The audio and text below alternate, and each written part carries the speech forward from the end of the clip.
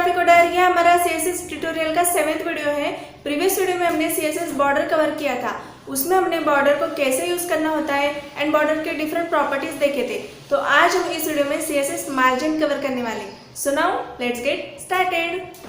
Suppose हमें HTML elements को top, right, bottom, left side से स्पेस देना हो तो उसके लिए मार्जिन प्रॉपर्टी का यूज़ करना होता है। मार्जिन में हम चारों साइड से स्पेस दे सकते हैं। तो सपोज हमें इंडिविजुअल साइड को मार्जिन देनी है तो उसके लिए CSS में हमारे पास margin top, margin right, margin bottom, margin left properties होती है। इनकी हेल्प से हम इंडिविजुअली सभी साइड्स में डिफरेंट मार्जिन दे सकते हैं। एंड वैल्यू में हम एटो यूज़ कर सकते हैं। एटो मतलब अगर हम मार्जिन में एटो सेट करते हैं तो ब्राउज़र उसके हिसाब से HTML एलिमेंट को मार्जिन सेट कर देता है। या फिर हम लेंथ में भी मार्जिन दे सकते हैं। उसके लिए हम px, pt, cm और ऐसे डिफरेंट यूनिट्स में साइज़ दे सकते हैं। या फिर हम परसेंट में भी मार्जिन दे सकते हैं। एंड इनहेरिट, ये भी एक मार्जिन वैल्यू है। इनहेरिट मीन्स ये पेरेंट एलिमेंट की मार्जिन इनहेरिट कर लेता है। मतलब अगर हमने किसी पेरेंट एलिमेंट को मार्जिन सेट की है 100 पिक्सल एंड उसके चाइल्ड एलिमेंट को मार्जिन दी है इनहेरिट, तो ये जो चाइल्ड एलिमेंट है ये इसके पेरेंट एलिमेंट की मार्जिन ये खुद को भी सेट कर लेता है। अब देखते हैं मार्जिन की शॉर्ट हैंड प्रॉपर्टी। इसमें हम सभी इंडिविजुअल मार्जिन प्रॉपर्टीज़ एक ही प्रॉपर्टी में यूज़ कर सकते हैं। तो उसके लिए हमें मार्जिन में फर्स्ट टॉप मार्जिन की वैल्यू देनी होती है, देन राइट मार्जिन की value, then bottom margin value and last में लेफ्ट मार्जिन वैल्यू देनी होती है।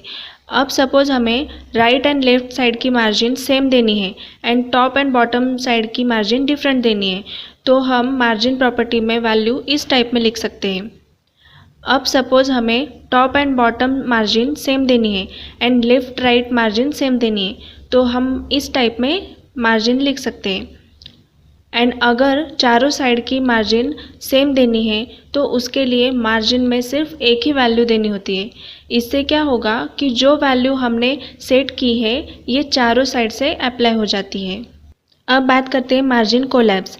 सपोज हमारे पास दो एलिमेंट्स हैं, उसको हमने आईडी सेट की है फर्स्ट एंड सेकंड, तो हमें दोनों एलिमेंट्स के बीच स्पेस ऐड करनी है।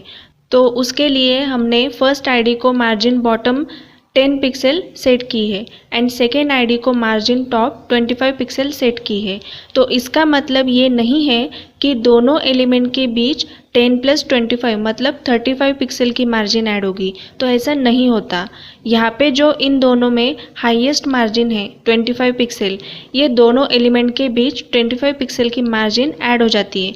तो इसी कंसेप्ट को कहते हैं मार्जिन कोलैप्स।